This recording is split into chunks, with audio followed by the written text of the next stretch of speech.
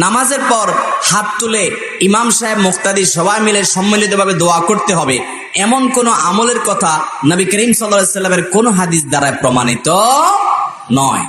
কথা কি বুঝাতে পারছি? নবী করিম সাল্লাল্লাহু আলাইহি ওয়াসাল্লাম ইমামতি করছেন না করেন নাই? কতদিন করছেন? মদিনায় হিজরতের পর কত বছর বেঁচে ছিলেন তিনি? 10 বছর।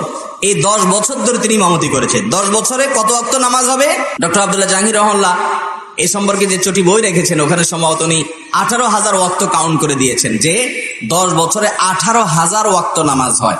18,000 বার নবী করিম সাল্লাল্লাহু আলাইহি ওয়াসাল্লাম মসজিদে নববীতে এবং সাহাবীদের মধ্যে ইমামতি করে সালাত আদায় করেছেন।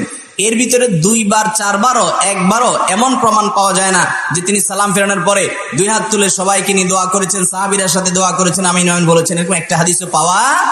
তো আপনি কার অনুসরণ করার জন্য নামাজের পরে সম্মিলিতভাবে এই দোয়াটাকে আবশ্যক বানাবেন?